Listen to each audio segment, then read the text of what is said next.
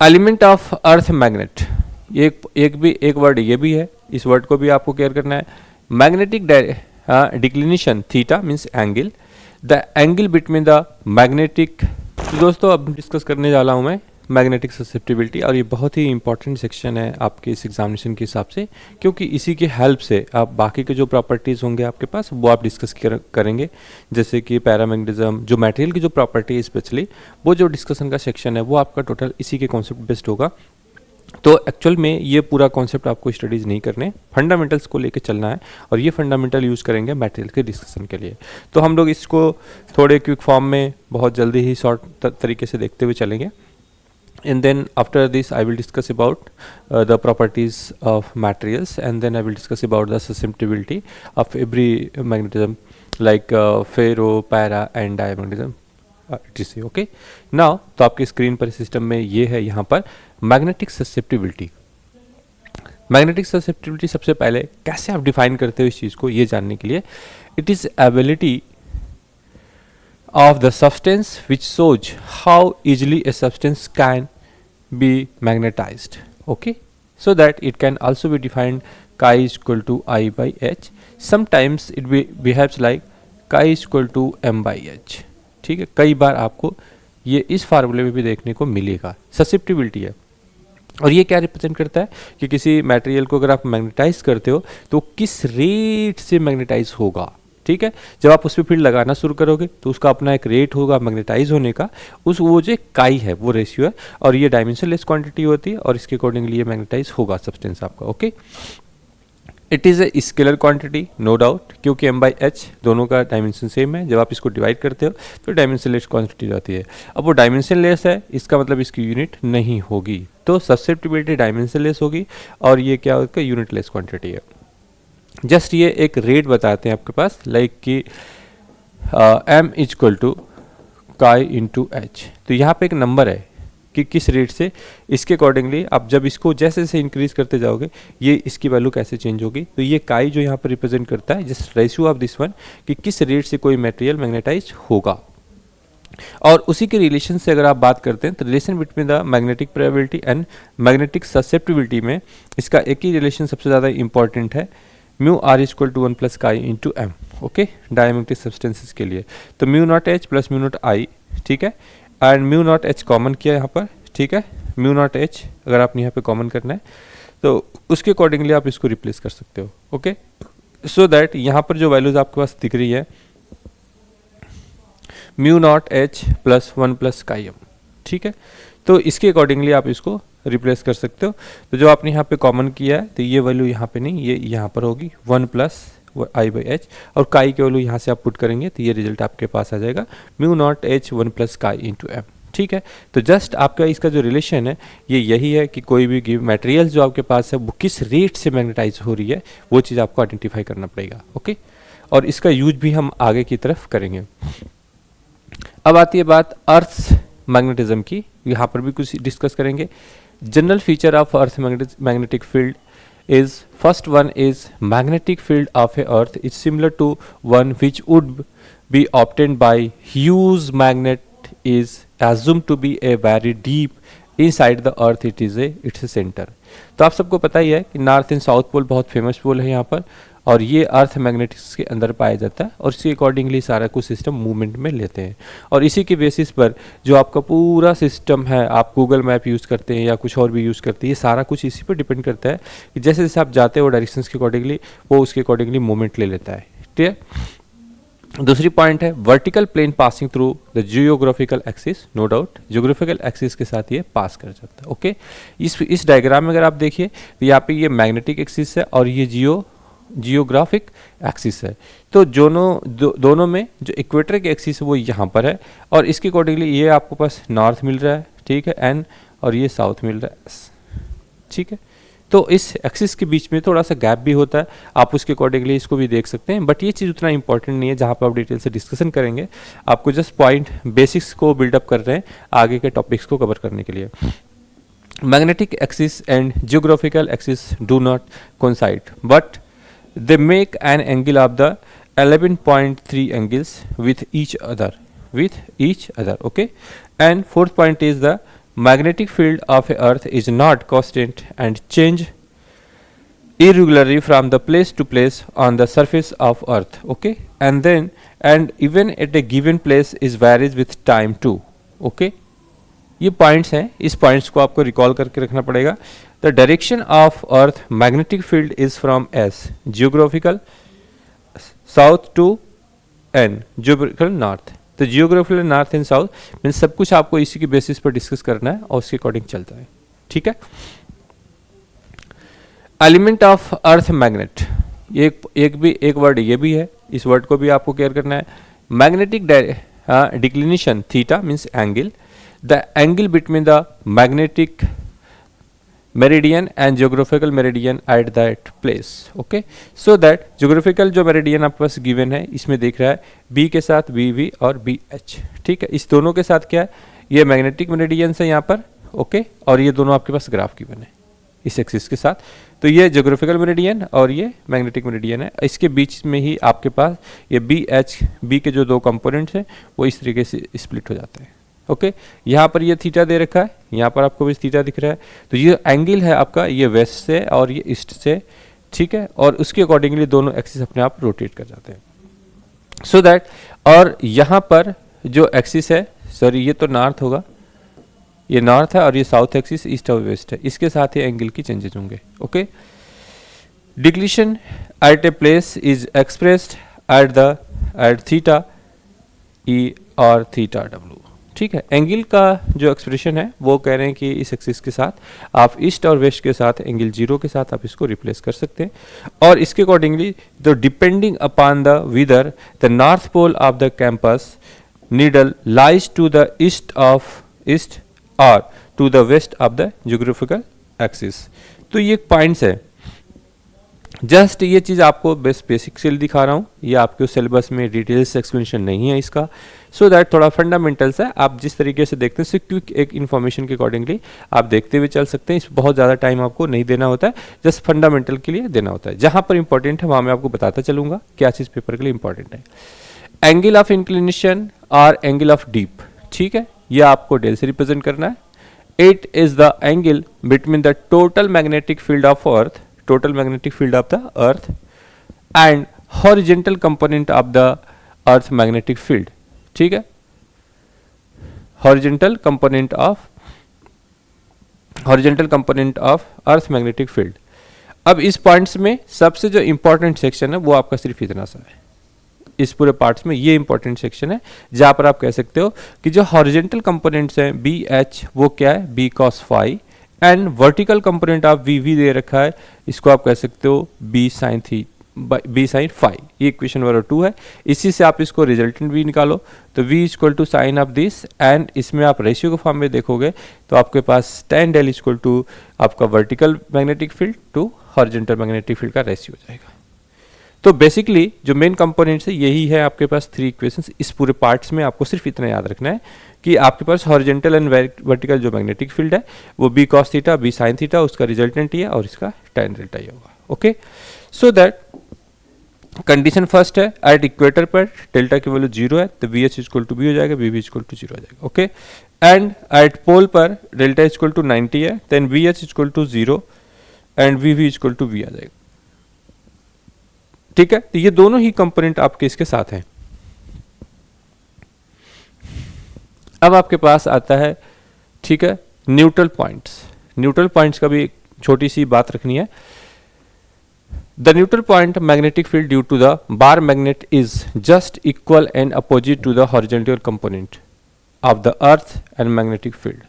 ठीक है, इतनी सी पॉइंट्स है कि न्यूट्रल पॉइंट जो आपके पास यहाँ पे डिस्कस किया जा रहा है मैग्नेटिक फील्ड के अंदर वो क्या है, magnetic field due to the bar magnet is just equal to the opposite to the horizontal component of earth. This is the neutral part of this one.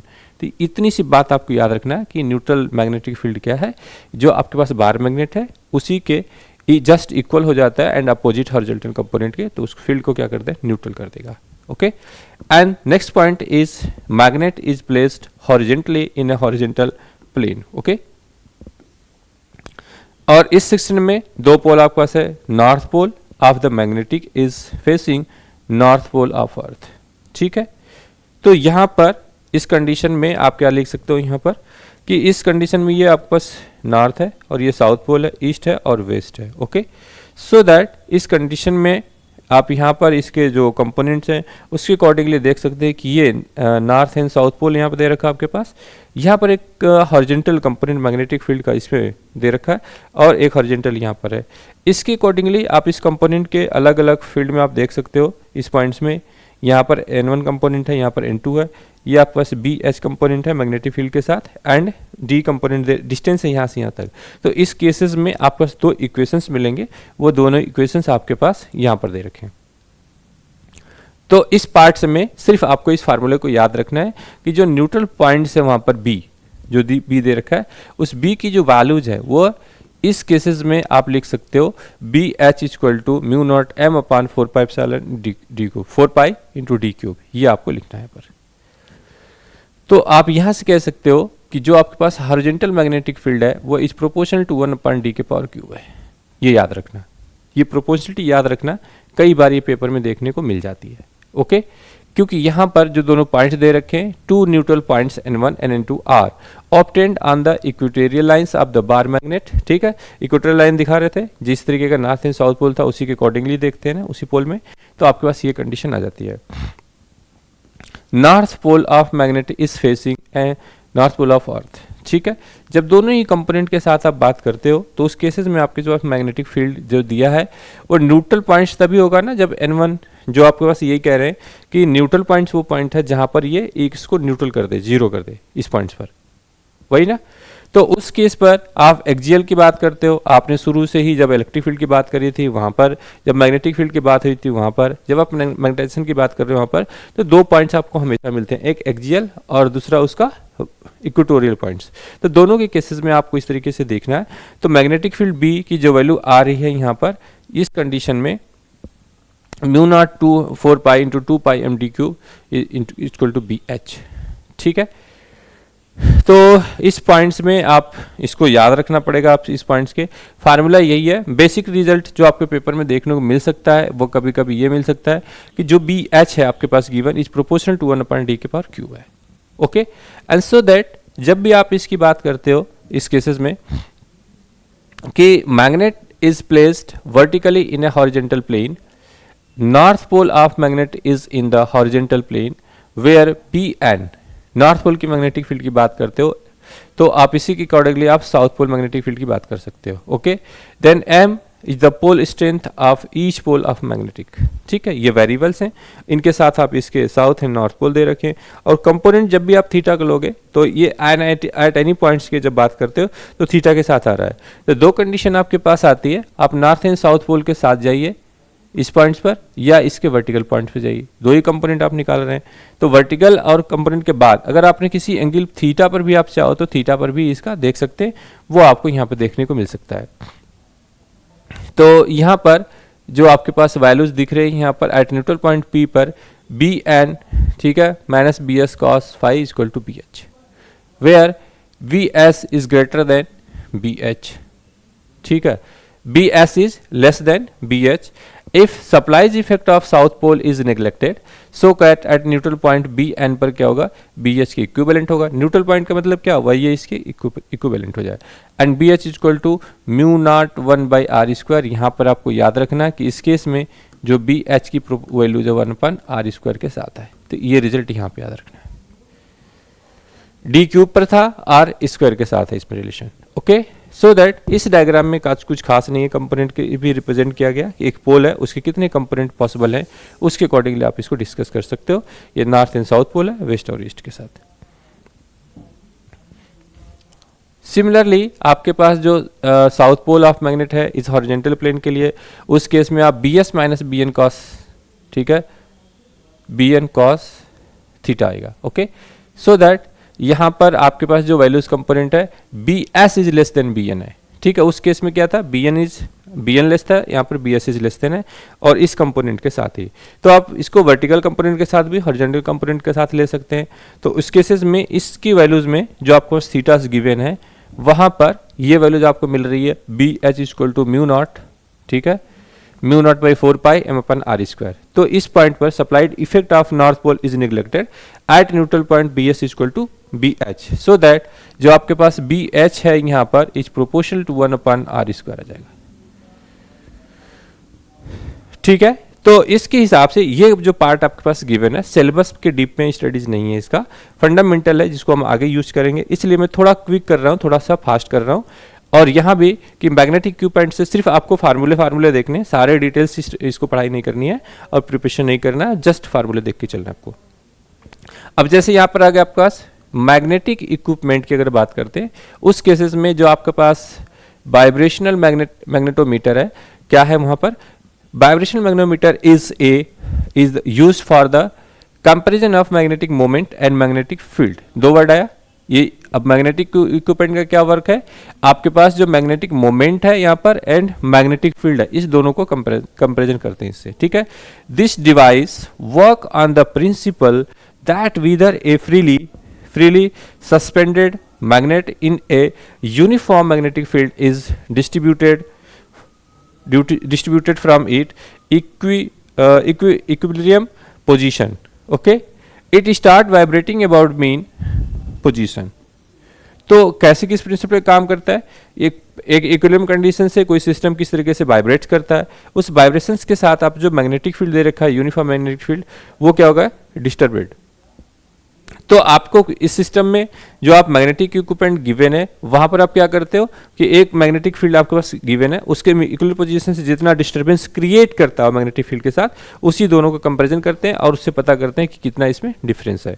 So that the time period of oscillation of experimental bar magnet, ठीक है, bar magnetic moment m in Earth's magnetic field BH is given by the formula T is equal to 2 pi under root I upon m into BH। तो ये एक formula है जो यहाँ पर important है, जिसको आप याद रख सकते हो। T is equal to 2 pi under root, ठीक है, अंडर रूट यहाँ से I upon m into BH। ठीक है, इस तरीके से इस फार्मूले को आप याद रख सकते हो। Where I is the moment of inertia of the short bar magnet, I is equal to, ठीक है, डब्ल्यू एल स्क्वायर बाई 12। ये क्या है, जैसे मोमेंट ऑफ इनर्शिया निकलते हो यहाँ पर, ये क्या है डब्ल्यू, यहाँ पे मास है।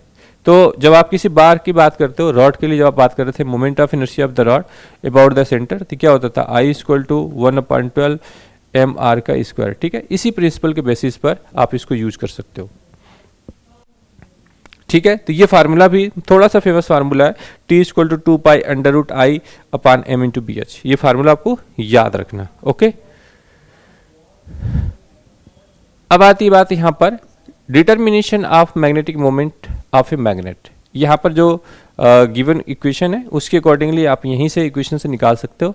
जो T equal to time period आपके पास 2 pi under root L upon M into H है, एल नहीं बल्कि आई है यहाँ पर। ठीक है, तो जब आप इसको स्क्वायर करोगे, आप इस बोथ साइड स्क्वायर करोगे, तो ये क्या होगा टी स्क्वायर और ये नीचे आएगा 4 स्क्वायर। इसके साथ इसको चेंज करना है बी के साथ और इसको आप नीचे लेके आ सकते हो यहाँ पर। ठीक है, तो m और b दोनों साथ थे, m इस साइड लेके b यहाँ पे छोड़ दिया, जो t है उसके नीचे लेके आ गए। ठीक है, और इसको आप जो कंपैरिजन कर रहे थे यहाँ पर, तो ये आएगा plus T square equal to 4 pi का square and I upon m into B into H. यहीं से आपको मैग्नेटिक फील्ड निकालनी है, तो आप m की वैल्यू निकाल सकते हो 4 पाई का स्क्वायर आई अपॉन, ठीक है, upon B H into T square. ठीक है, ये रिजल्ट आएगा। तो यहाँ पर आई छूट गया है यहाँ पर, ठीक है, 4 पाई आई बी अपॉन टी स्क्वायर। इसी से आप इसका रिजल्ट को फाइंड आउट कर सकते हो, डिटरमाइन कर सकते हो टाइम पीरियड निकाल के उसके अकॉर्डिंग। ठीक है, अब आती है बात comparison of horizontal components of earth. तो यहाँ पर आप मैग्नेटिक फील्ड एट 2 प्लेसेस की बात करते हो, तो यहाँ पर आप 2 पाई टी इक्वल टू आई, ठीक है, आई अपॉन एम इंटू एच। अब इस दोनों के साथ कंपैरिजन करना आपको, तो कंपैरिजन में आपके पास टाइम पीरियड के स्क्वायर के फॉर्म में आ जाएगा। यहाँ पर आप इसको कह सकते हो BH1 is proportional to T2 का स्क्वायर, क्योंकि इन्वर्सली प्रोपोर्शनल है ना। यहाँ से ये देखिए ये यहाँ पे जाएगा, ये इसके साथ जाएगा, तो उसके पास साथ भी इन्वर्सली प्रोपोर्शनल है। और ये b को यहाँ रख लो, m को यहाँ रख लो, तो फिर से टी स्क्वायर आ जाएगा। तो इस दोनों केसेस में आपको जो BH1 है इस प्रोपोर्शनल T2 का स्क्वायर है, इसी से आप इसको इन्वर्सली प्रोपोर्शनल के साथ में इस तरीके से लिखोगे जब आप रेशियो को फॉर्म में लिखते हो इसको। तो BH2 is equal to T2 upon T1 का स्क्वायर, ये रिजल्ट आएगा आपके पास। ठीक है, वही चीज़ आपके इक्वेशन गिवन है। तो मैक्सिमम आपके पास या तो टाइम पीरियड का फार्मूला पूछ सकते हैं या इसका रेशियो का फार्मूला पूछ सकते हैं, बाकी बहुत डिटेल से इस चीज़ को स्टडी या करने की जरूरत नहीं है। ऐसा ही आपके पास आ गया this one, comparison of magnetic moment of two magnet of the same size and mass. ठीक है, then T is equal to 2 pi I upon mh where I and bh are the constant। Okay, अगर आपने constant कर दिया तो बस सिर्फ m के साथ is inversely proportional to T square, इसी को आप इसको देख सकते हो कि क्या कंडीशन आएगी। तो m के साथ ये रिलेशन आपके पास दोनों ही आ रही है, b और m के साथ दोनों रिलेशन ही क्या होता है, इनवर्सली प्रोपोर्शनल है। जो m है इसके प्रोपोर्शनल 1 अपॉन टी स्क्वायर है और b भी इसके साथ प्रोपोर्शनल क्या है 1 अपॉन टी स्क्वायर, ये दोनों ही कंपोनेंट आपके पास। तो m is proportional to 1 upon T square and b is proportional to 1 upon T square. ठीक है, तो दोनों को ही रिलेशन इसी के साथ आपको याद रखना है और इसी से आपको सॉल्व करनी है। अब उसके जो कॉम्बिनेशंस का पार्ट है, ये comparison of magnetic moment by sum and difference method by this. ठीक है, सम पोजीशन। तो जब आप इसको नेट मैग्नेटिक मोमेंट निकालते हो तो उस केसेस में आपको ms equal to m1 plus m2 करना है। जब मोमेंट ऑफ इनर्शिया आप इस सेट में निकालते हो तो यहाँ पर I1 प्लस I2 लिखना है, is equal to I1 plus I2। The time period of oscillation of this pair is earth magnetic field TS, सम के फॉर्म में आप करते हो 2 पाई IS upon MS into BH। तो 2 पाई रूट में आपके पास है I1 plus I2 and M1 plus M2 into VH। तो इस तरीके का दोनों डायरेक्टली m की जगह पर ये वैल्यूज अगर आप दोनों को कंपेरिजन करके सम करते हो तो सम के केसेस में आपको दोनों को इस पॉइंट को चेंज करना है, आपको डायरेक्टली सम है, इसमें और कोई चीज़ डिफरेंस नहीं है। तो इसकी frequency equal to 1 upon time period, जैसे उसको चेंज कर दोगे रिजल्ट आ जाएगा आपके पास। ये दोनों किस तरीके से सम किए गए हैं, जैसे यहाँ पर देखा एक M1 यहाँ पर है और M2 दोनों, तो एक के साथ एक दूसरा पॉइंट रखा हुआ है। उसी केसेस में इसका आपके पास मास जो भी यहाँ पे मैग्नेटिक फील्ड दोनों की है M1 M2 प्लस किया, जो इनकी मोमेंट ऑफ एनर्जी है उसको I1 प्लस I2 के साथ चेंज किया और उसके accordingly result in time period निकाला है, जब दोनों एक के पास ऊपर दूसरा रखा हुआ है। ठीक है, अब इस तरीके का सिस्टम गिवन है, इस तरीके का एक नीचे का M1 है दूसरे का M2 है, तो उस केसेस में क्या होगा, यहाँ पर उसका डिफरेंस हो जाएगा। अब ये दोनों अनइक्वल हैं, ये वाला सिस्टम और ये वाला सिस्टम। तो इसके लिए जब आप टाइम पीरियड निकालोगे डिफरेंस के लिए तो 2 पाई, ठीक है, यहाँ जो डिफरेंस का है वो क्या है m equal to M1 minus M2 और जो मोमेंट ऑफ इनर्शिया डिफरेंस है ID1। तो यहाँ पर एक चीज आपको दिख रहा है कि जब difference of moment of inertia की बात करते हो तभी भी मोमेंट ऑफ इनर्शिया दोनों का सम होगा, but in the case of magnetic moments it will be the different for that. ठीक है, M1 माइनस M2। तो इस फार्मूले में जो आपका टाइम पीरियड का फार्मूला वहां पर ये रिजल्ट आ रहा है। इस केसेस में मोमेंट ऑफ इनर्शिया इस केस में भी सम हुआ, प्लस के केस में तो प्लस हो ही रहा था, डिफरेंस के केस में भी वो प्लस होगा, और M1 माइनस M2 सिर्फ जो मैग्नेटिक मोमेंट आपके पास दिया है यहाँ पर मैग्नेटाइजेशन, वो उसका क्या है M1 माइनस M2 हो जाएगा। तो आपके पास जो फ्रीक्वेंसीज गिवन है उसके अकॉर्डिंगली ये I1 प्लस I2 और ये इसके माइनस के साथ होगा। ठीक है, डिफरेंस। तो इस केस में अब दोनों का अगर रेशियो निकालना है तो रेशियो के फॉर्म में यही आएगा आपके पास रिजल्ट, टाइम पीरियड के साथ और फ्रीक्वेंसी के साथ।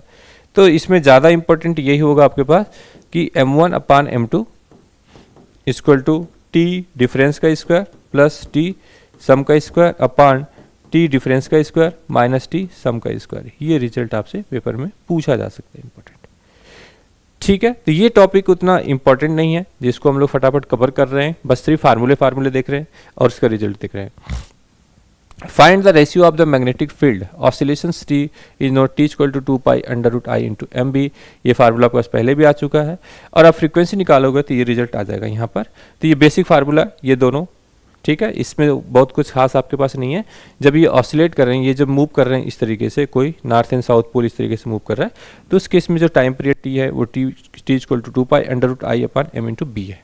ठीक है, और इस केस में भी आप देख सकते हैं यहाँ पे नॉर्थ एंड साउथ पोल है इस केसेस में। अब यहाँ पर जो BH की वैल्यू दे रखी है, तो जो डिफरेंस यहाँ पर डिस्टेंसेस दे रखा है इसके सिस्टम के साथ में, ये इक्वल टू जो टी डैश है वो 2 pi under root I M M plus M H हो जाएगा, ठीक है। और ऐसे ही जो आपके पास बी है, यहाँ पर एम के जगह पर ये बी आएगा, कि नहीं तो डायमेंशनली इनकरेक्ट हो जाएगा वो, चूंकि दोनों का डायमेंशन सेम है तो कोई फर्क नहीं पड़ता है। इसलिए T equal to 2 pi I upon M plus B H, ठीक है। और फ्रीक्वेंसी के केस में आप इस तरीके से निकाल सकते हो, B upon B H equal to mu dash upon mu का स्क्वायर माइनस का 1 फ्रीक्वेंसी के टर्म में। तो ये फार्मूला आप इसको याद रख सकते हो। जस्ट इस फ्रीक्वेंसी को स्क्वायर करके दोनों का रेशियो लिया गया और ये रिजल्ट यहाँ पर आ जाएगा। तो एक रिजल्ट आप ये याद रखना, एक आप टाइम पीरियड वाला याद रखना, सम एंड डिफरेंस के इस केस में। अब ये आती है to find the ratio of magnetic field.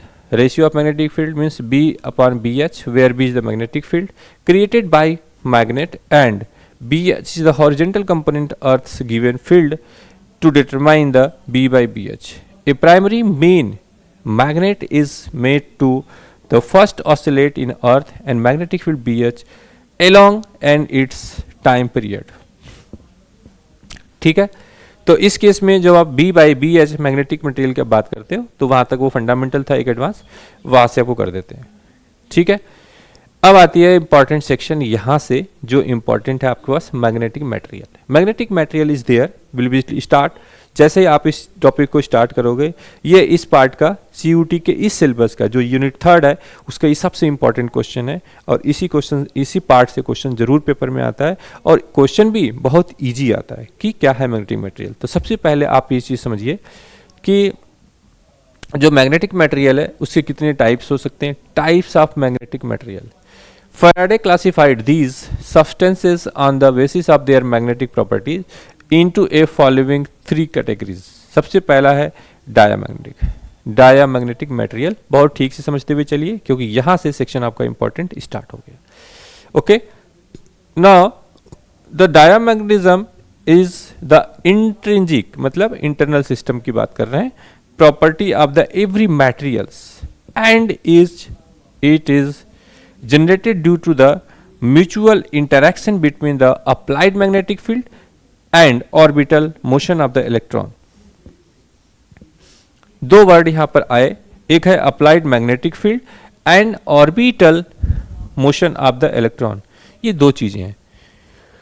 तो पहली कैटेगरीज में जो आपके पास मटेरियल बताया जा रहा है उसमें यही कह रहे हैं कि इंटरैक्शन है। ये जो डायामैग्नेटिक मटेरियल है उसके अंदर इंटरेक्शन है, जो ऑर्बिटल स्पिन्स होंगे वहां पर, जो कुछ भी दिख रहा है यहाँ पर ऑर्बिटल मोशन ऑफ इलेक्ट्रॉन है ये वाले सेक्शन, और अप्लाइड मैग्नेटिक फील्ड, मतलब आपने कोई एक मटेरियल लिया उसके ऊपर फील्ड अप्लाई कर रहे हो, फील्ड अप्लाई कर दिया उसको मैग्नेटाइज करने के लिए, तो उसकी जो इस इलेक्ट्रॉन्स है उसके अंदर उसके अकॉर्डिंगली उस इंटरेक्शन है और उस पर अप्लाइड मैग्नेटिक फील्ड का रेशियो फॉर्म है।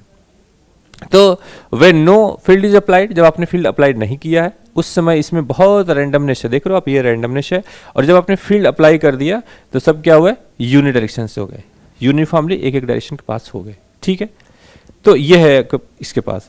दूसरा टाइप से इसके पास paramagnetic materials, the electron spin are uncoupled, consequently on applying a magnetic field the magnetic moment generated due to the spin, ठीक है, स्पिन मोशन।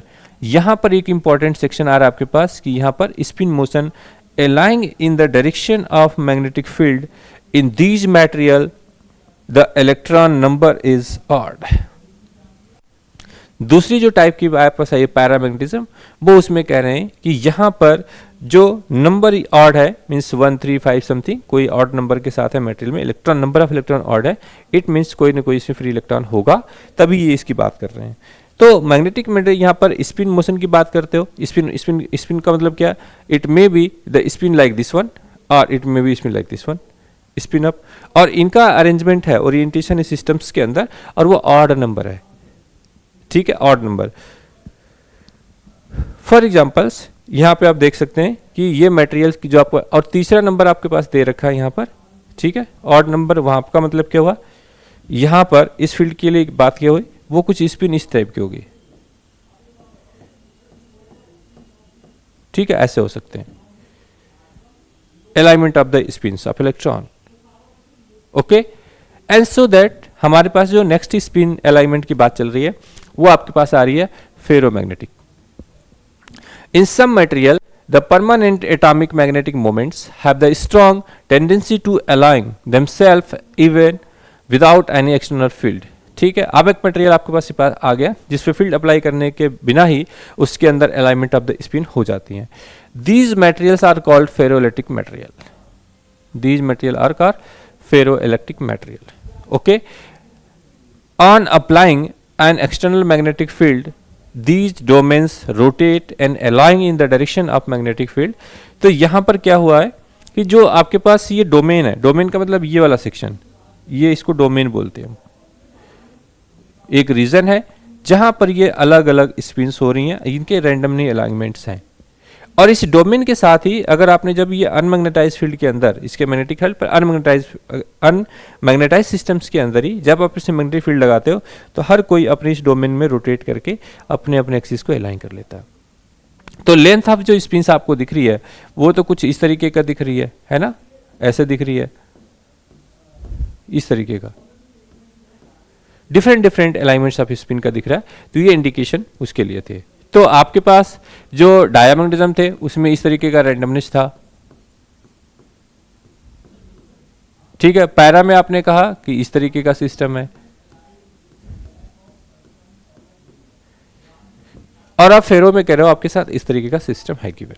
तो ये तीन अलग अलग जो स्पिन के ओरिएंटेशंस के देख रहे थे, वहां पर इलेक्ट्रॉन्स का मोशन था, यहाँ पर स्पिन अलाइनमेंट थे, और यहाँ पर स्पिन के साथ ही इसका एम्पलीट्यूड भी क्या है, डिकेइंग है. सो दैट इसकी बेसिस पर हम लोग आगे की तरफ देखते हैं कि क्या स्पेशली इस सब कैटेगरीज में डिफरेंस है. ये बहुत इंपॉर्टेंट आपका सेक्शन होने वाला है, ये बहुत इंपॉर्टेंट है, यहाँ से पेपर में रहता ही रहता है. पहला इंपॉर्टेंट है प्रॉपर्टीज. अब इसमें आप इसको कह सकते हो, ठीक है, प्रॉपर्टीज देख रहे हैं. सबसे पहले हम लोग प्रॉपर्टी में based on orbital motion of electron, diamagnetic substances क्या है, based on orbital motion of electron. Paramagnetic substances किस पर है, based on spin and orbital motion of electron. ठीक है, तीसरा किस पर, फेरोमैग्नेटिक किस पर डिपेंडेंट है, based on domain formed. Okay, तो यहां पर मैंने आपको बताया कि यहां पर रैंडमनेस है इस तरीके का, और यहां पर हमने बताया आपको कि अलाइनमेंट है odd number of the function, और यहां पर हमने कहा this one and small, this one and small. तो डोमेन्स के अंदर ऐसा अलाइनमेंट्स है अप एंड डाउन स्पिन्स के साथ. दूसरी बात है behaviour in a non uniform magnetic field. इसमें क्या बिहेवियर होगा, repel in an external magnetic field that is tends to move from high to low field region. ठीक है, move from high to low field region, ये बात आपको याद रखनी होगी. यहां पर कह रहे हैं फ्रीली अट्रैक्ट, यहां पर क्या था, रिपेल, और यहां पर क्या था, फ्रीली अट्रैक्ट. तो जब आप डायमैग्नेटिज्म सिस्टम की बात कर रहे थे तो डायमैग्नेटिज्म में कह रहे थे कि जब एक्सटर्नल फील्ड लगाए थे तो उसको तो रिपेल करता है वो, और जब आप पैरा में आए तो वो उसको क्या कर रहा है, अट्रैक्ट कर रहा है. ठीक है, ये डिफरेंस होगा. Tend to move from low to high field region. Okay, इसमें कह रहे हैं स्ट्रांगली अट्रैक्ट, मतलब इससे भी ज्यादा स्ट्रांगली अट्रैक्ट होगा, बहुत ज्यादा.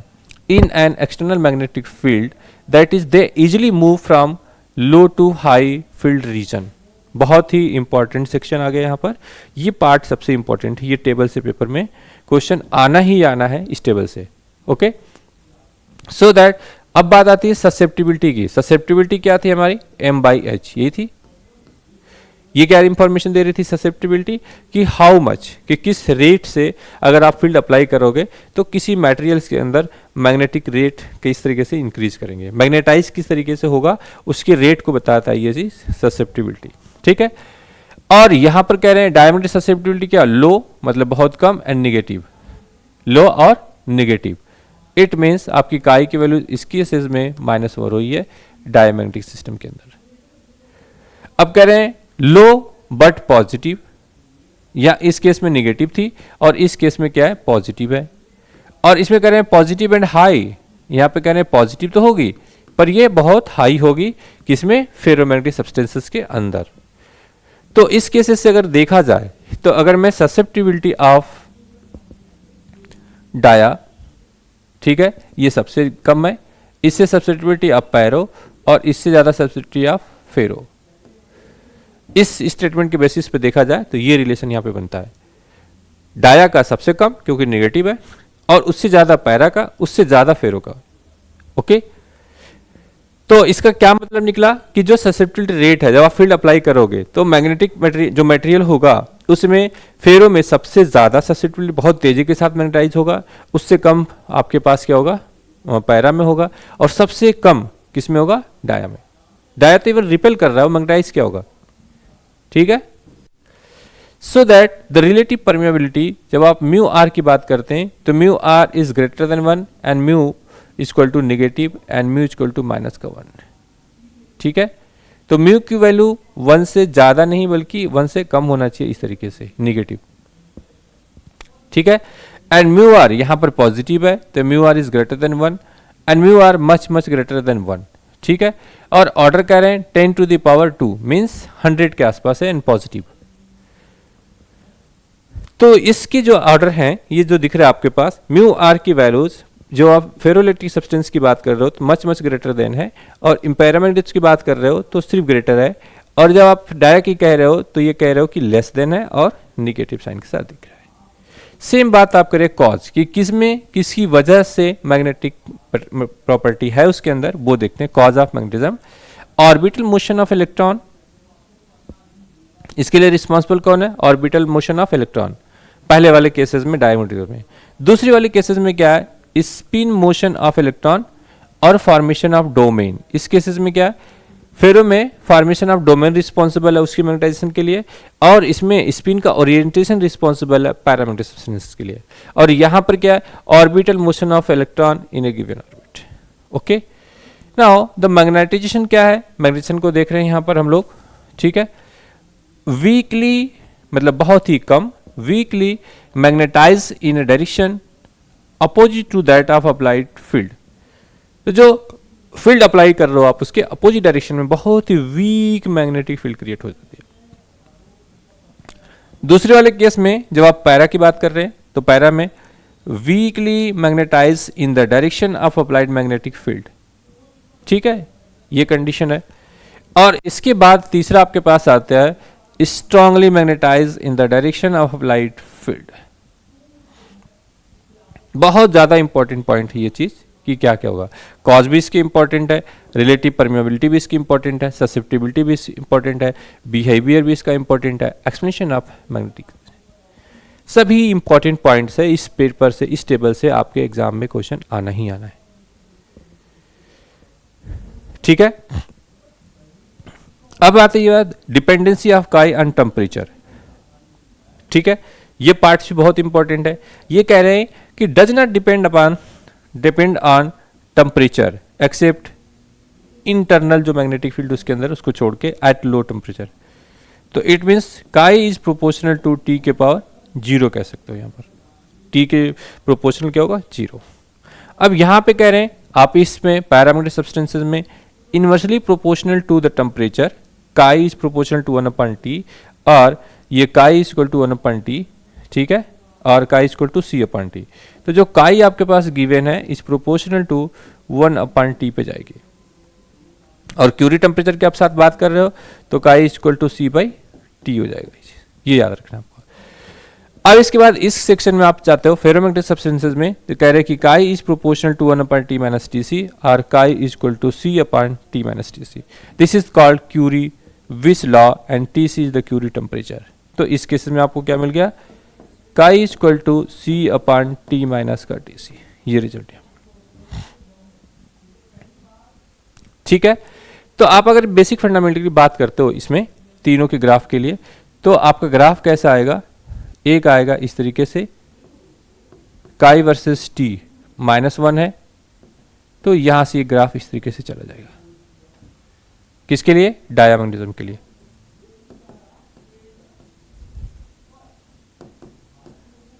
ठीक है, अगर आपने इसी सेम ग्राफ की बात करी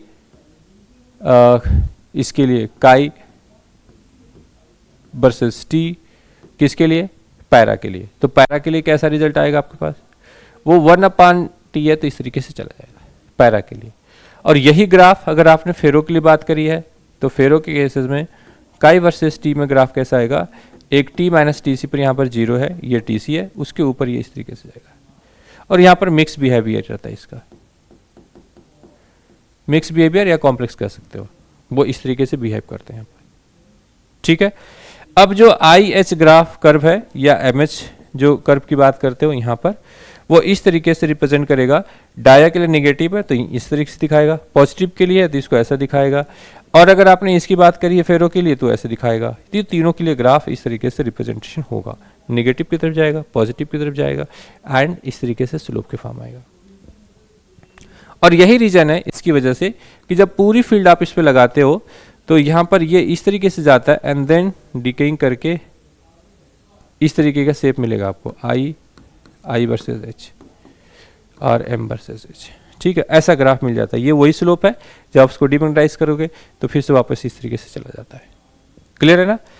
अब आती है बात मैग्नेटिक मोमेंट की। तो magnetic moment, the value of M is very low and approximate 0 and is a direction of opposite to h. Okay, the value of m is very low and in the direction of h. Okay, the value of m is very high and in the direction of h. ठीक है, इस तरीके से आप देख सकते हो। अब इसके बाद आते हैं एग्जाम्पल्स। एग्जाम्पल के लिए आप याद रखिए CU, ठीक है, CU आपके पास है, AG है, AU है, ZN है, बिस्मथ है, SB है, NaCl है, H2O है एंड डायमैग्नेटिक ETC। ठीक है, डायमंड भी है और ETC, ये सब किस में है? ये इस तरीके के डायमैग्नेटिक का, जिसकी ससेप्टिबिलिटी बहुत कम होती है, टेम्परेचर से इंडिपेंडेंट होते हैं ये चीज़। ठीक है, और orientation of electrons in orbit की वजह से इस फील्ड में मैग्नेटिज्म आ जाता है। अब आती है बात इसमें पैरा की। तो पैरा में आपके पास एल्युमिनियम है, Mn है, Pt है, सोडियम है, CuCl है, O2 है एंड क्राउन ग्लासेस हैं। ये सब जो मैग्नेटिक, वो डायमैग्नेटिज्म का, इसके अंदर वीक मैग्नेटिक फील्ड होती है और ये टेम्परेचर के इनवर्सली प्रोपोर्शनल होते हैं। जैसे टेम्परेचर बढ़ाते जाओगे ससेप्टिबिलिटी उसकी घटती जाएगी। मींस जो rate of change of magnetization है, जो मैग्नेटिक प्रॉपर्टी बिहेव रिटेन करने की जो प्रॉपर्टी है, वो स्लो होती जाएगी टेम्परेचर बढ़ाते जाओगे आप तो। ठीक है, बट ससेप्टिबिलिटी इसकी पॉजिटिव है और इससे ज़्यादा है। और सबसे ज़्यादा किसमें? इस वाले में, जिसमें आपके पास है Fe है, CO है, निकिल है, CD है, FeO3 है और ETC। इसमें स्टेंसिलियम भी आते हैं। ठीक है, फेरोइलेक्ट्रिक मटेरियल के लिए टिन भी आ जाता है, Sn, इसको भी याद रखना आप। कई बार पेपर में टिन का भी नाम आता है, तो टिन भी हमारा फेरोइलेक्ट्रिक मटेरियल है। इस तरीके से सब बिहेव करते हैं। ठीक है, तो ये पूरा टेबल ही बहुत ज़्यादा इंपॉर्टेंट है। आप इसको कंपेरिजन के फॉर्म में याद रखिएगा और ससेप्टिबिलिटी के फॉर्म में, उसके ग्राफ के फॉर्म में याद रखिए, पॉजिटिव और नेगेटिव के साथ याद रखिए। ये बहुत ज़्यादा इंपॉर्टेंट होने वाला आपके लिए। ठीक है, और दूसरी बात कि क्यों हम इसको ऐसा करते हैं, तो जो फेरोमैग्नेटिज्म है मटेरियल्स का, ये वाले प्रॉपर्टी सबसे ज़्यादा रिटेन यूज़ करते हैं मेमोरी स्टोरेज के लिए। ठीक है, मेमोरी स्टोरेज के फॉर्म में इसको सबसे ज़्यादा यूज़ करते हो, तो इसलिए फेरोमैग्नेटिज्म का ज़्यादा डिटेल्स एप्लीकेशन होगा, उसी को हम ज़्यादा आगे एक्सप्लेनेशन करेंगे। बट कंपैरिजन के फॉर्म में उस टॉपिक से जरूर पेपर में क्वेश्चन आता है, ये जरूर आपको ध्यान रखना है और अच्छे से रिवाइज करके ही जाना है उसको, विथ एग्जाम्पल भी, काई की वैल्यू के साथ भी एंड और डिटेल्स के साथ भी। अब आती है बात फेरोमैग्नेटिज्म, जब सबसे इंपॉर्टेंट सेक्शन है उसकी तरफ। There are a certain substance which have appreciable ferromagnetic properties but are poor conductors of electricity. Okay, these are called ferrite. These are called ferrite and their magnetic property is called ferromagnetism. ये दोनों word ही बहुत important है। ठीक है, यहाँ पर ये कह रहे हैं कि ये पुअर कंडक्टर है बट इसके अंदर एप्रिशिएबल आपके पास मैग्नेटिक प्रॉपर्टीज है, सो दैट इसको फेरोमैग्नेटिक प्रॉपर्टीज में आप अच्छे से इंपॉर्टेंस में, जो फेराइट होंगे, फेराइट क्या होते हैं यहाँ पर, इस पे इसका एक इंसुलेटर की तरह है, मतलब ये है तो इंसुलेटर की तरह बट इसके अंदर एक फेरोइलेक्ट्रिक प्रॉपर्टी है। इट मीन जब आप फील्ड अप्लाई करोगे तो चार्ज इंड्यूस हो जाएंगे और इसीलिए ज़्यादा इंपॉर्टेंट भी है, क्योंकि कंडक्टर होते हैं तो इसको यूज में नहीं आएंगे। आप फील्ड अप्लाई करोगे आप तो एक बार मैग्नेटाइज हो जाएंगे वो। जैसे आप उस फील्ड को रिमूव करोगे, आप जितने भी डोमेन्स बने हुए जो मैग्नेटिक प्रॉपर्टीज आई हुई सब अपने आप चले जाएंगे। तो इसलिए रिटेन रहने के लिए, उसमें एप्लीकेशन सेक्शन में रहने के लिए बहुत इंपॉर्टेंट है कि जब आप किसी फील्ड के ऊपर, मटेरियल्स के ऊपर अगर आप फील्ड अप्लाई कर दें तो जो डोमेन्स उसके अंदर बनता है वो डायपोल्स बल जाए और वो डायपोल्स रिटेन रहे। After the removing of this field हटा दो तो फिर से उसके अंदर क्या होगा, वो डायपोल्स होने चाहिए और उसी को जब आप किसी कंडक्टर वायर से कनेक्ट करिए तो वो फ्लो करे उस डोमेन के साथ। और यही प्रोसेस होता है चार्जिंग और डिस्चार्जिंग के साथ। कई बार लोग ने क्या करते हैं, एक्स्ट्रा इंप्योरिटीज डाल के मटेरियल्स के अंदर नंबर ऑफ डोमेन्स बहुत ज़्यादा बनाने की कोशिश करते हैं, मॉडिफाइड मैग्नेटिक मटेरियल बनाते हैं और उस तरीके का उसको यूज़ करते हैं। फॉर एग्जांपल जैसे आपके पास बेरियम टाइटेनेट है, एक फेरोमैग्नेटिक, ये सिरेमिक्स है, एक इंसुलेटर की तरह है पर ये एक फेरोइलेक्ट्रिक मटेरियल है, ठीक है। अब आप इसके साथ टिन डाल दो, प्लस का टिन, तो टिन क्या करता है, इसको रिप्लेस करता है टाइटेनियम के साथ और नंबर ऑफ डोमेन्स की संख्या को बढ़ा देता है। और इसी मेमोरीज, जो स्टोरेज ऑफ मेमोरीज है, ये चार्जेस के लिए उसको यूज़ कर सकते हो, कैपेसिटर के लिए यूज़ कर सकते हो, ये सब के लिए एप्लीकेशन सेक्शन में आ जाता है, ठीक है। अब इसमें आती है बात, the most commonly used ferrites are, मतलब insulator material use as a ferroelectric properties is Mn FeO4 Fe2O, ठीक है, ETC, Fi होगा Fe2O4 ETC। अब इसके बाद नंबर आता है इलेक्ट्रोमैग्नेटिक का। One of the application of the magnetic effect of electric current is the electromagnet. बहुत सारा एप्लीकेशन का इंपॉर्टेंट है, इस फॉर्म में इलेक्ट्रोमैग्नेटिक एप्लीकेशन के लिए भी यूज कर सकते हो। तो सबसे पहले आप इसको देखोगे constructions, an electromagnetic is made by winding A closely number of turns, ठीक है, बाइंडिंग करोगे आप उसको, बाइंडिंग नंबर ऑफ टर्न्स को इंक्लूड कर दो। इंसुलेटेड कॉपर वायर ओवर ए सॉफ्ट आयरन स्ट्रेट रॉड और हॉर्सोज रॉड, ठीक है। हॉर्सोज मतलब ये इस तरीके का रॉड या इस तरीके का रॉड, इसके ऊपर आप वायर लगा दो, कॉपर वायर, या इसके ऊपर आप लगा दो, ठीक है। Current through the solenoid, A magnetic field is produce in the space with in the solenoidal, ठीक है। अब इसके अकॉर्डिंगली आगे आपको देखना है यहां पर एप्लीकेशंस ऑफ इलेक्ट्रोमैग्नेट्स। पहला एप्लीकेशन क्या है, large electromagnets are used in the mobile, ठीक है, cranes, in the factories for lifting and transforming the big machine and bulk of iron and steel. वाह, वेरी नाइस। इसको आप मैग्नेटिक फील्ड को apply करके बड़े से बड़े सामान को उठा सकते हो। और देखो मोबाइल के फैक्ट्रीज में भी यूज कर सकते हैं यहाँ पर, जिसके अकॉर्डिंगली आप बड़े बड़े से क्रेन्स में मोबाइल, ठीक है, जो मूविंग, जो क्रेन यूज करते हो, अगर मैग्नेटिक प्रॉपर्टीज का यूज कर सकते हो तो फील्ड क्रिएट करो, उसके अकॉर्डिंगली उसको यूज कर सकते हो स्टील ऑफ आयरन के लिए। क्लियर है ना। दूसरी चीज यूज है in hospitals, these electromagnets are used in extracting iron and steel bullets from the human body. अब देख लीजिए हॉस्पिटल्स के अंदर भी यूज करते हैं। आप कोई चीज, कोई आयरन का या स्टील का कोई वायर, बुलेट आपके अंदर धंसा हुआ है, अगर उसको निकालना है तो हाई फील्ड क्रिएट करेंगे, मशीन ऊपर लगा देंगे, अपने आप खींच लेगा उसके ऊपर से। हमेशा आपको चाकू लगा के उसके अंदर से निकालने की जरूरत नहीं है, आप जस्ट ये हाई फील्ड जो मैग्नेटिक फील्ड है आप क्रिएट करिए, अपने आप उसमें से वो डिवाइसेस को खींच लेगा अंदर से, ठीक है।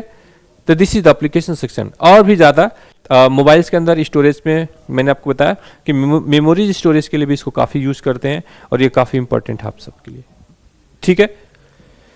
अब आती है part laws of magnetic materials के लिए, ठीक है। तो जो लॉज है, पहला लॉज किया था आपके पास Curie laws. These magnetic susceptibility of paramagnetic substances in inversely proportional to its absolute temperature that is Chi equal to 1/T। ये है पैरामैग्नेटिक सब्सटेंसेस के लिए फॉर पैरा,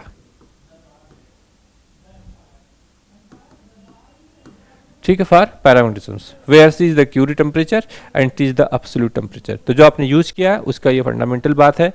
इसके लिए आप देख सकते हो magnetic susceptibility of ferromagnetic substance does not change according to Curie law. Okay, Curie temperature क्या है यहाँ पर, TC की वैल्यू क्या थी जो आपने यूज करा था सब्स्टिबिलिटी में, आपने यही यूज किया, Chi is proportional to T⁻0 for dia and Chi is proportional to T⁻1/T for para और Chi is proportional to C/T minus TC। तो यहाँ पर जो TC है यही तो है क्यूरी, और ये क्या आपका सब पे क्यूरी कांस्टेंट है और ये क्यूरी टेम्परेचर है। इस क्यूरी को इसी काम के लिए तो नोबेल प्राइज मिला था। The temperature and above with A ferromagnetic materials behaves like a paramagnetic substances.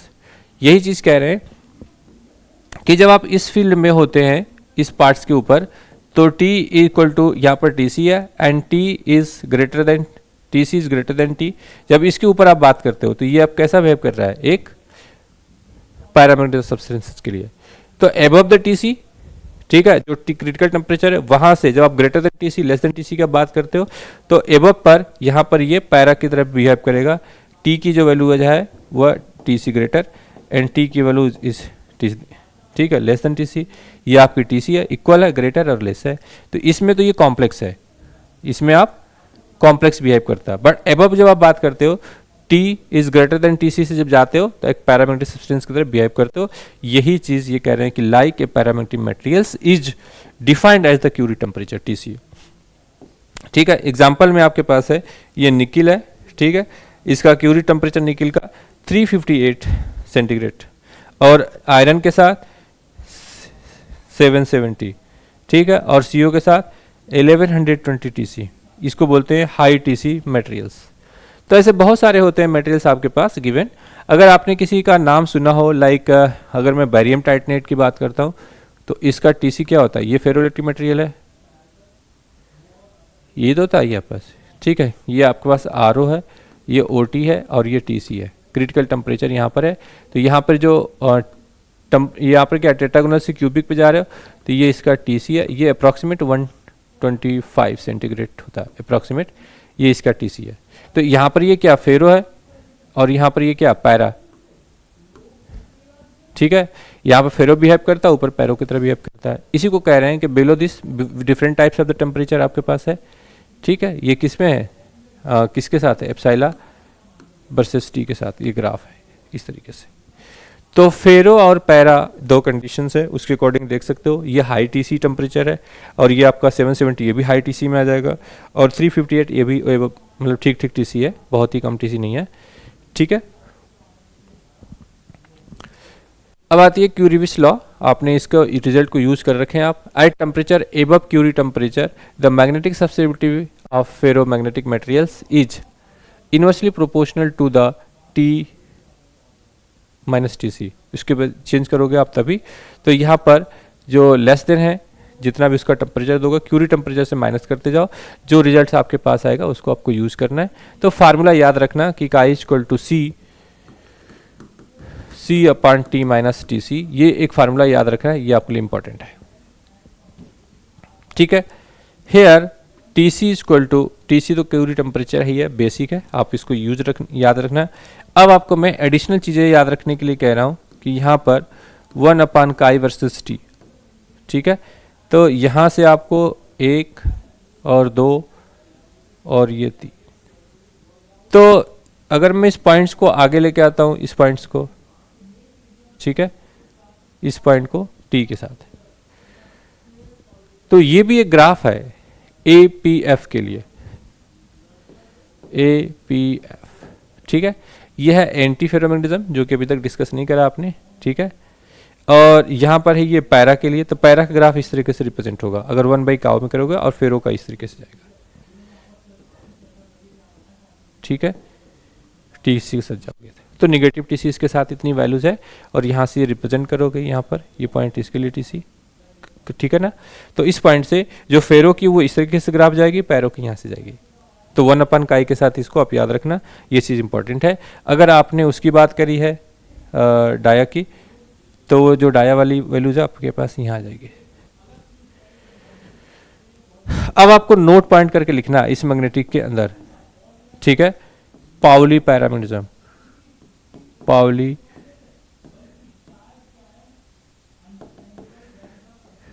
जो पैरामैग्नेटिज्म है वो क्या करती है, इंडिपेंडेंट होती है, वो +1 के साथ जाएगी, काई वर्सेस T, ठीक है।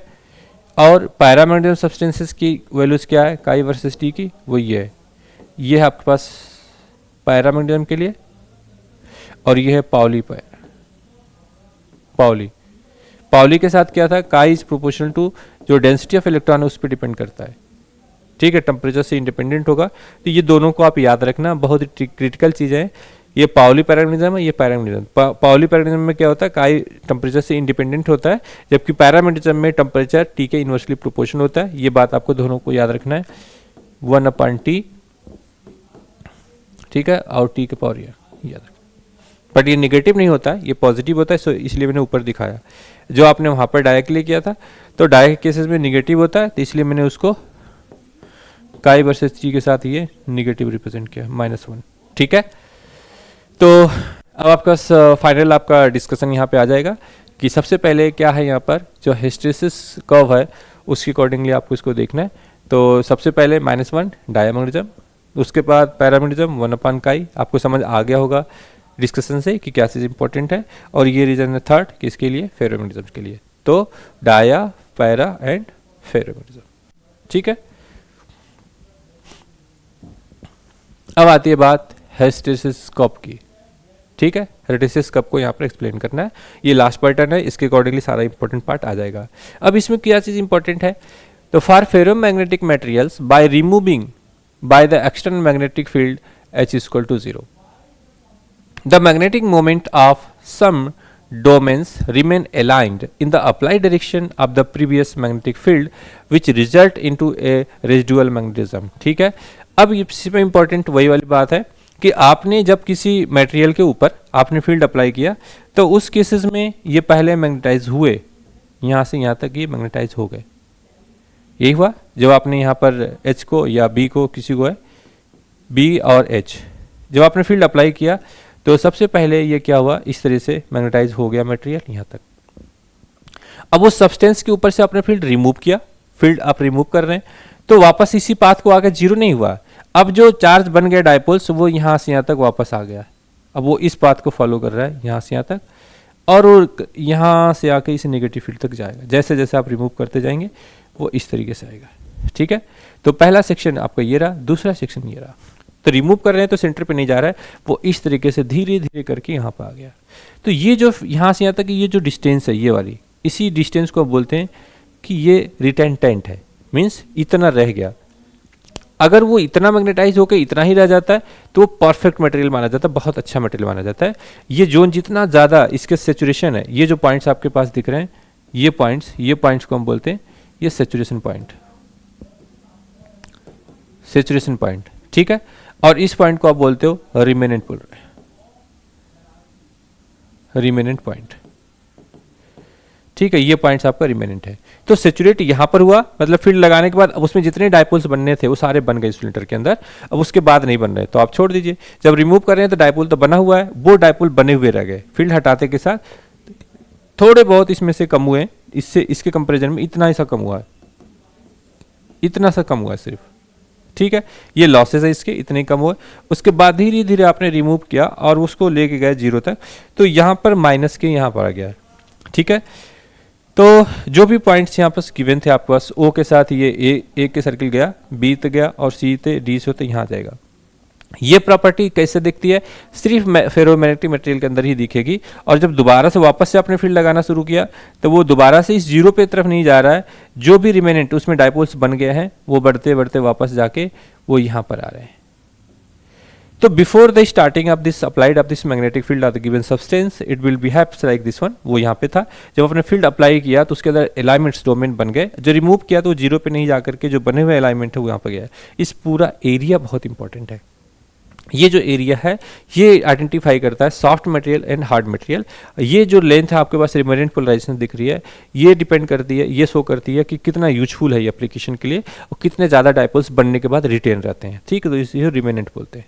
इसको बोलते हैं कोरेसिव फील्ड, इस वाले को कोरेसिव फील्ड बोलते हैं। कोरेसिव फील्ड का मतलब है कि कितनी फील्ड लगाने के बाद ये वापस 0 तक जाएगा। ठीक है, तो ये सैचुरेशन, ये साइकिल हुआ। आप फील्ड अप्लाई करिए, फिर उतना बन गया डायपोल्स, अब रिमूव कर रहे हैं तो उसमें बना हुआ फील्ड रहता है और वो फील्ड आगे भी यूज़ करा जाता है। तो इसी को हम बोलते हैं हिस्टेरेसिस लूप। और इसकी एरिया ही सबसे ज़्यादा इंपॉर्टेंट है। जितनी ज़्यादा एरिया होगी उतना ही हार्ड मटेरियल होगा, जितनी एरिया कम होगी उतना ही सॉफ्ट मटेरियल होगा। तो हार्ड मटेरियल ज़्यादा यूजफुल होंगे, जिसमें डोमेन ज़्यादा होते हैं, वो ज़्यादा मेमोरी बेस्ड डिवाइसेस के लिए यूज़ करते हो आप। लेकिन जिसके बहुत पतले होते हैं वो आप स्पीकर में साउंड के लिए वहाँ पर यूज़ करते हैं, क्योंकि ईजिली वहाँ पर साउंड वेव को हम इलेक्ट्रिकल वेव में कन्वर्ट कर सकते हैं, उसके हिसाब से चल जाते हैं। अब आती है पार्ट ऑफ हिस्टेरेसिस कर्व। मैंने सारा एक्सप्लेन कर दिया, उसमें कोई दिक्कत नहीं है। पहली बात है कि when magnetizing field H is increased from O, the intensity of magnetization is increased and become maximum, this maximum value is called the saturation values. ये मैंने आपको बता दिया, अभी ग्राफ से ही बता दिया क्या सैचुरेशन है। दूसरी पॉइंट्स है व्हेन एच इज रिड्यूस, जब एच को कम करते हैं, आई reduce but is not zero, मैंने ये भी बता दिया आपको कि वो जीरो पे नहीं जाएगा। When H is equal to zero is called the residual magnetic or retentivity. ये वर्ड भी मैंने एक्सप्लेन किया आपको कि रिटेंटिविटी होती है, उसके अकॉर्डिंग चलोगे। थर्ड पॉइंट है when magnetic field H is reversed the magnetization decreases H C is equal to O D when I is equal to zero, this value of H is called coercive field. तो इतनी field चाहिए आपको आई zero करने के लिए, H के लिए, तो उसको कोरेसिव फील्ड बोलते हैं। Coercive The corrosivity signifies the magnetic hardness or softness of the substance। ये भी बात भी मैंने आपको बता दी कि जितना वो रीजन एरिया जितना बड़ा होगा उतना हार्ड एंड सॉफ्ट होगा, वो चीज़ है। यहाँ पर magnetic hard substance steel the higher coercive field means इसके लिए एरिया बड़ा होगा। आप इस बात को समझते रहिए कि आपने इस फील्ड को अप्लाई कराया, हार्ड मटेरियल का कुछ इस तरीके से दिखेगा आपको, और सॉफ्ट मटेरियल का आप देखोगे यहाँ पर तो कुछ इस तरीके से दिखेगा। ठीक है भाई, ये सॉफ्ट है और ये हार्ड मटेरियल है। तो हार्ड मटेरियल के लिए जो स्टील है उसका हाई कोरेसिव फील्ड है, मीन्स ये फील्ड इसका ज़्यादा होगा एरिया, और जिसका वो होगा उसकी मटेरियल कम हो जाएगी। ठीक है। एंड थर्ड पॉइंट इसमें magnetic soft substance soft iron low coercive field. ठीक है, तो ये कोरेसिव फील्ड क्या होगी, लो होगी इसकी। तो ये सॉफ्ट है, ये हार्ड मटेरियल से, इसलिए इसका एरिया ज़्यादा दिख रहा है। क्लियर। तो यही इंपॉर्टेंट पॉइंट्स थे। इसमें मैंने सारे वर्ड जितने भी स्टेटमेंट थे वो मैंने आपको बता दिया कि भाई ये रिटेंटिविटी है और ये कोरेसिव फील्ड है, ये अप्लाइड फील्ड लगाइए और ये पूरा रीजन है। एरिया आपका एम और एच का जो भी है रिप्रेजेंट करता है सॉफ्ट एंड हार्ड मटेरियल के लिए, और ये चीज़ किसमें भी है, और ये करेक्टरिस्टिक किसको एक्सप्लेन करता है, एक फेरोइलेक्ट्रिक मटेरियल सब्सटेंसेस के लिए। फोर्थ पॉइंट है कि when the field H is further increase is reverse directions, the intensity of magnetization attain saturation value in the reverse direction। ठीक है, तो इन्होंने यही कहा, मैंने आपको पहले भी एक्सप्लेन किया इस केसेस में कि जो आपने यहाँ पे सेचुरेट किया और फिर ये रिटर्न यहाँ से भी सेचुरेशन आ गया, तो आपके पास एक सेचुरेशन इस पॉइंट को मिला, एक सेचुरेशन इस पॉइंट को मिला, एक नेगेटिव को और एक पॉजिटिव सेचुरेशन मिल रहा है यहाँ पे। ठीक है। फिफ्थ पॉइंट है when H is decreases to zero and change direction in the step we get the part E.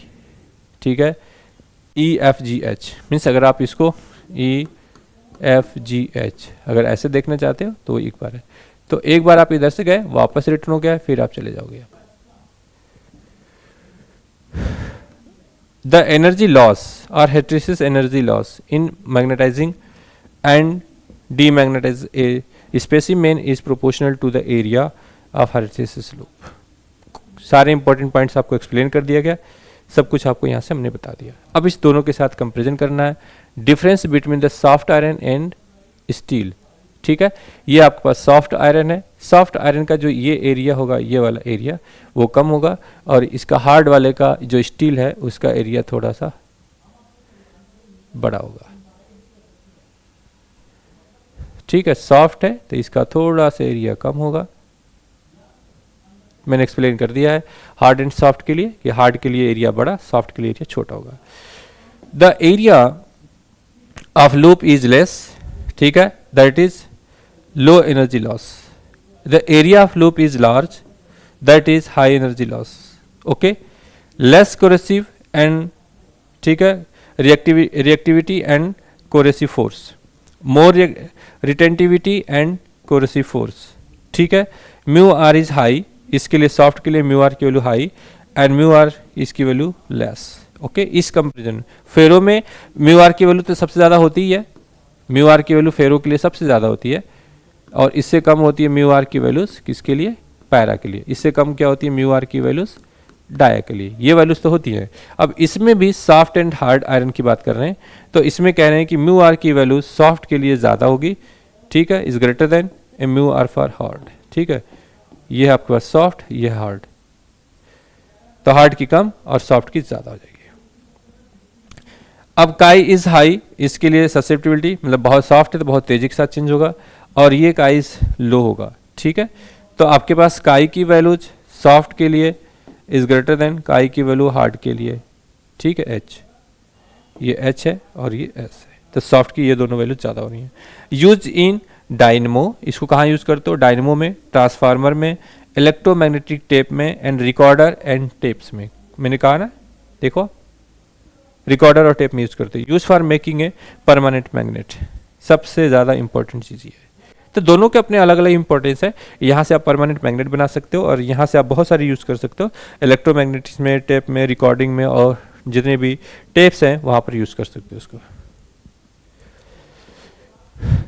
ठीक है, तो on the basis of the above concept we can solve the 1 and 2 questions which is important for you.